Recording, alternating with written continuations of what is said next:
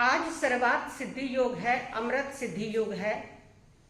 शनिवार को सर्वार्थ सिद्धि योग जब आता है तो उसका अपना एक ब्लॉग बहुत महत्व होता है।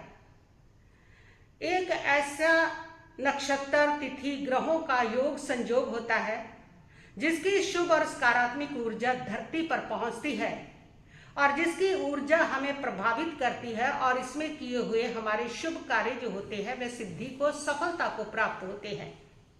इसलिए महर्षियों ने ये एक ऐसा शुभ समय बताया है, एक ऐसा शुभ काल बताया है जिसमें किए हुए कार्य आपके लिए सुखदायक होते हैं, सफलतादायक होते हैं।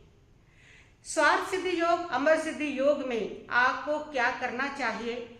इस योग में आपको ज्यादातर दान, पुण्य, जाप, आध्यात्मिक कार्य करने चाहिए। शांत रहना चाहिए, कषायों से बचना चाहिए।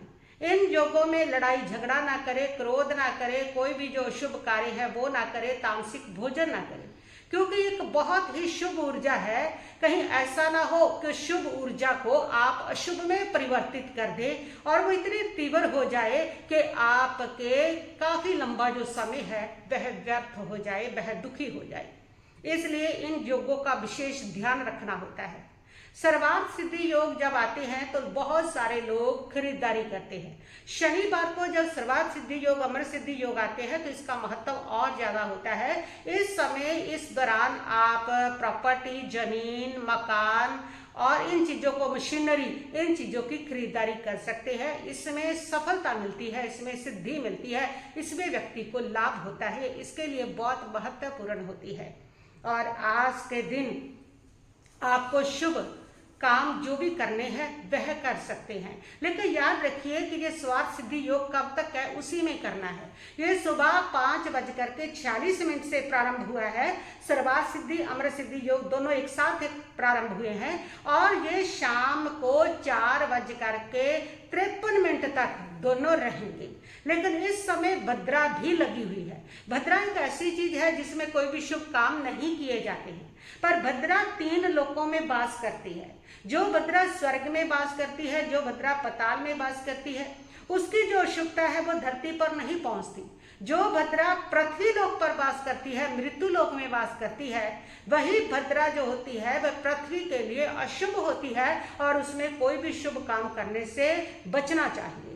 तो ये भद्रा जो है ये स्वर्ग में वास कर रही है, इसलिए ये भद्रा धरती पर अपनी नकारात्मक ऊर्जा नहीं भेजती है, इसका उतना महत्व नहीं है। और इस भद्रा का जो काल है वो 3:22 सुबह प्रारंभ होगा और दोपहर को 2:01 पर समाप्त हो जाएगा। फिर भी अगर आपको कोई बहुत शुभ काम करना है तो आप भद्रा काल को अवॉइड कर सकते हैं, यानी कि 2:01 से लेकर के 4:53 तक जो स्वार्थ सिद्धि योग रहेगा, जो अमर सिद्धि योग रहेगा, आप अपने विशिष्ट काम जो है, जो ज्यादा शुभ कार्य है आपके जीवन के, आप उसके अंदर इसको संपन्न कर सकते हैं। और वैसे भी उस समय आपको 2 बजे के बाद 2:06 से लेकर के 3:46 तक लाव चौघड़िया भी है, सर्वार्थ सिद्धि योग भी है और उसके साथ साथ उस समय के दौरान अमृत सिद्धि योग भी है। भद्रा भी नहीं है, कोई अशुभ समय भी नहीं है, राहु काल भी नहीं है।